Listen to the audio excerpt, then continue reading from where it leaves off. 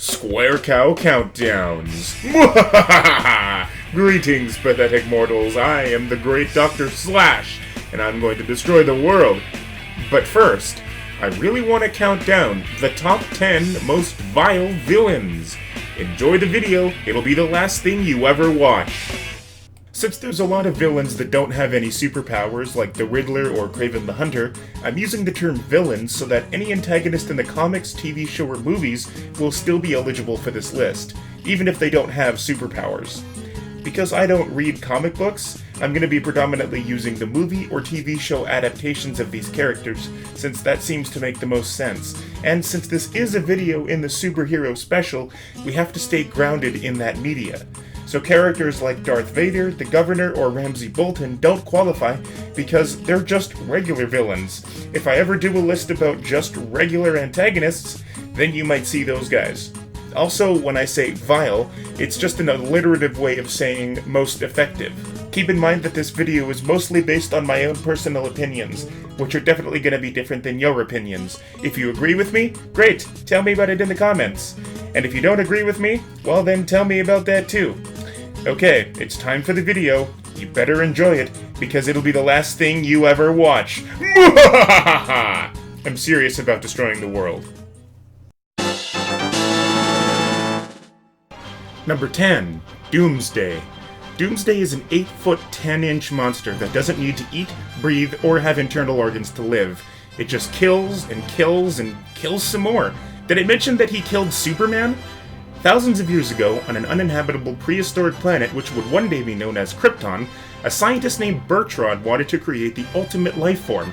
At this time, Krypton was a harsh wasteland, filled with nothing but sharp rocks, poisonous air, and violent predators. That ultimate life form was Doomsday, and Bertrand's experiments have made it so that Doomsday is nearly impossible to kill. And even if someone found a way to do it, it would only work once, since Doomsday can't be killed the same way twice. In terms of intelligence and evil plans, Doomsday wouldn't even place. But in terms of pure raw power and extreme durability, there's few that can rival him, earning Doomsday the number 10 spot on this list. Number 9. Doctor Doom. The only live-action version of Doctor Doom we got was in that meh Fantastic Four movie where he was played by Julian McMahon. I've always thought he looks like a stereotypical soap actor who's had too much plastic surgery. And his plan in the movie was to, kill the Fantastic Four? Because reasons. He was just evil because the movie needed a villain. In the comics, Doctor Doom is one of the most powerful villains and effective antagonists, but since I did say we're focusing more on these characters as they appear in the movies or TV shows, I can only put him at number 9. Here's hoping the inevitable Marvel Cinematic Universe Fantastic Four reboot movie will be better. Wait, didn't someone already remake it in 2015? No, they couldn't have. After all, it was called Fan-4-Stick, so it's clearly not related. Number 8. Mojo Jojo. The Powerpuff Girls was so weird. It had such a girly concept and art style, but yet the action and humor could appeal to anyone. A perfect example of this is in some of the villains the Powerpuff Girls had to deal with, like the Mafia-inspired Amoeba Boys and Mojo Jojo. Underneath his weird turban hat thing, he apparently has an exposed brain, and since that thing is a hat, that means his head is naturally shaped like a cylinder. That doesn't sound too healthy. Maybe that's why he's evil. If my head was shaped like that, I'd be pretty cranky too. It's been so long since I've watched the show that I honestly don't remember more than that, but I think that just the ridiculousness alone is more than enough justification to put Mojo Jojo here at number 8. Number 7. Frieza. Frieza is the descendant of Chilled, the second son of King Cold, and the younger brother of Cooler. Oh, I get it. Frieza as in Freezer. It's so funny that I forgot to laugh. Anyway, Frieza is the catalyst antagonist of the entire Dragon Ball franchise, as his actions led to Goku arriving on Earth. Frieza possesses an entire range of transformations, and his fourth most powerful form is also his true form, with the other 3 being forms that suppress and conserve his enormous power. His forms seem to revolve around various concepts of demons. I don't remember what each of them looked like, but I do remember that one of them scared the hell out of me when I was younger. I think it's safe to say that all 90s kids watched Dragon Ball Z at one point. It was so popular that each episode was the only thing anyone was talking about in school the next day. I mean, who could forget that epic episode where Goku went Super Saiyan for the first time and killed Frieza and the entirety of Planet Namek along with him? Man, the 90s were great. Number 6. Khan Noonien Singh. Okay, now, I know I'm definitely going to get a lot of flack for this, but I don't like any of the old Star Trek movies. I was born in the 90s, and when I try to watch these 30-year-old movies, it's just painful to me. Back in the day, that was the best they could do, and had I grown up with them, I might have liked them, but I really don't think they've aged very well. The modern-day reboot movies, on the other hand, those are awesome. I still like Star Wars more, but these are 3 great movies. That being said, Trekkies everywhere agree that the biggest mistake they made with the second movie, Into Darkness, was the plot twist about how John Harrison is really Khan. In the universe of the reboot movies, Kirk and the Enterprise crew have never met Khan yet, and the whole point of the Wrath of Khan movie was that Khan came back to get revenge on Kirk. But since the Enterprise crew haven't met Khan yet, it makes no sense and doesn't add anything to the narrative. All they would have had to do was make Benedict Cumberbatch's character a separate villain, because other than that, Into Darkness is a perfect sequel, with or without the plot twist. Cumberbatch did a great job in the role, and Harrison is a compelling villain, and since Khan is a villain with superhuman strength, durability, and healing, he qualifies for this list and earns the number 6 spot. Number 5. Agent Smith. Since the story of the second and third Matrix movies are jumbled messes, let's instead focus on the movie's most constant threat, Agent Smith, the main villain.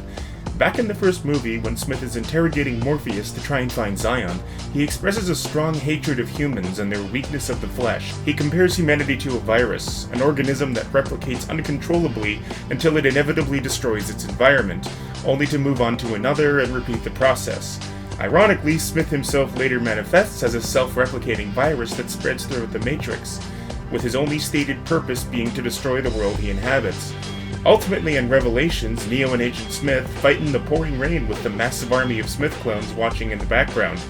But what was the point of Smith making copies of himself if they just stand there and do nothing? We already have Luigi wins by doing absolutely nothing. Could it be that after all these years, a successor has finally emerged? Agent Smith clones lose by doing absolutely nothing. It doesn't sound quite as good, but I think it has potential. Number 4. Cinder Fall.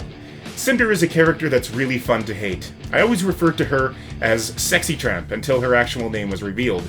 She's gone through several different looks in RWBY, but she's never stopped being a stuck-up twat.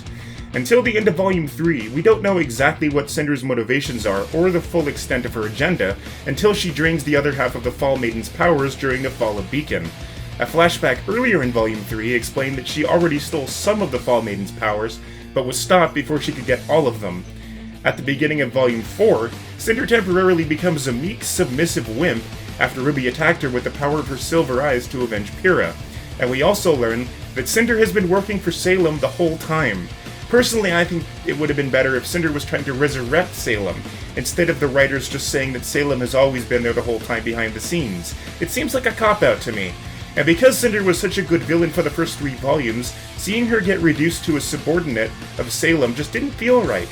Volume 4 is when I kinda started losing interest in RWBY, although that might be because I binged-watched all 5 volumes in 2 or 3 days. Number 3. Syndrome. Buddy Pine was the biggest fan of his former idol, Mr. Incredible, until the latter refused to let him be his sidekick when he was young. Buddy took this denial to heart, and since then devoted himself to becoming a supervillain. Now known as Syndrome, he's also a mad scientist destined to make himself look like a hero, even if it means creating a destructive killer robot to murder various retired heroes. Due to Mr. Incredible making him believe that he couldn't count on anybody but himself, he has no value of human life. This is evidenced when he let loose the Omnidroid on a populated area. Although Syndrome didn't have any superpowers, he was very intelligent, and his inventions more than made up for his lack of powers. I was actually shocked at the end of the movie when Mr. Incredible threw his car at Syndrome, knocking him off balance inches away from the plane's air turbine. Syndrome attempted to escape, but was killed when his cape got snagged in the turbine, resulting in the plane exploding and Syndrome dying. I mean, Pixar and Disney are basically the same company at this point, and normally they both adhere to the G or PG rating, so I was expecting Syndrome to be arrested or something, but not killed. Not that I care, since he was annoying and delightfully evil. Number 2. The Joker. This entry in particular is strictly about Heath Ledger's outstanding portrayal as the Joker in The Dark Knight. As a coincidence, the movie includes both my favorite Bruce Wayne, Christian Bale, and my favorite Joker. In the comics, animated series, and some of the other movies, the Joker was given a backstory to explain his motivations and his ultimate scheme. But in The Dark Knight, they didn't do that because this version of the Joker doesn't have either of those things. Alfred says it best when he tells Bruce, "Some people just want to watch the world burn." The Joker is insane and thrives on chaos. Heath Ledger's version of the Joker is quite a bit tamer than most of the other ones. He's very reserved and nowhere near as flamboyant as the Mark Hamill version of the Joker. He looks less like a clown and more like an escapee from a nut house. While I don't find the Joker himself very scary, there is something scary about how he just doesn't care about any of the horrible things he does. The only time we ever see him get excited is when he's killing people or causing chaos. Probably the only thing that I don't like about The Dark Knight is that the Joker is still alive by the end. What's stopping him from escaping prison and causing even more trouble? Number 1. Venom. Venom has appeared in 2 different movies, and he sucks in both of them. I purposefully never saw the Tom Hardy movie because they turned a cold-hard villain into an anti-hero, and that's a big no-no in my books. Then in Spider-Man 3, the symbiote is around for a long time, but Venom itself only appears right at the end. Plus, there were 2 other unnecessary villains bogging down the movie. Although the symbiote isn't technically evil, it does bring out the worst of its current host. The symbiote itself doesn't have a name, it's only called Venom when it's bonded with Eddie Brock, the symbiote's most common host. I won't bore you with the details, but just know that Eddie Brock has a lot of anger issues and hates Spider-Man, and on a fateful day, Eddie went to the very same church that Spider-Man had just used to discard the symbiote, which attacked and bonded with Eddie, drawn by his despair, adrenaline, and fierce hate, on which it fed. The symbiote bonded mentally and physically to Brock, whose rage and hatred towards Spider-Man further corrupted it, causing it to become increasingly vicious and bloodthirsty. Brock soon discovered that the costume gave him all of Spider-Man's powers, adding its biomass to his already large frame, and increasing his strength to levels surpassing those of Spider-Man. And then they all lived happily ever after. Okay, I made that up. They probably didn't. Hey, you with the face. You enjoyed this video. I can sense it. I have evil mind-reading powers. And since you enjoyed this video, you might also enjoy all these videos. There's a whole playlist of other ones that I've done before. And since I am going to destroy the world with the evil death ray that I'm building in my itty-bitty little bedroom behind me, you might want to do what I say, because it just might save the world. If I know that there are people out there that enjoy my videos, then my motivations for destroying the world are going to be a little bit less. Not completely gone, but a little bit less. Another thing that you can do to help appease me, since I am holding the world hostage, as most normal and completely competent evil villains do, is go down there and click the subscribe button. It would make me feel really nice inside and just might make me not want to destroy you all. And another thing that you can do, this is my final demand, just in case you're curious, is go over to my Patreon page and pledge your support. And because I'm a generous evil genius villain, I might even give you some cool rewards. Starting at $2 and going all the way to $20, there is a total of 4 different ranks, and each one has its own rewards, so I'm not a complete asshole. I would not ask you to do something like that and then not reward you. Anything you can spare, it would mean a lot to me and it would help my channel grow. So go ahead and take a look. I'm not expecting anything because most humans are selfish and that is why they all deserve to die. So if you'll excuse me, I gotta get back to work. I've got 2 more videos for Superhero Special to do, maybe 3. 4 is already in the works and there might be 6 videos, but 5 is the minimum. I haven't decided the actual amount yet. But that's all you get for now, because I have to go and start working on my laser and the other videos. So I gotta go. See ya.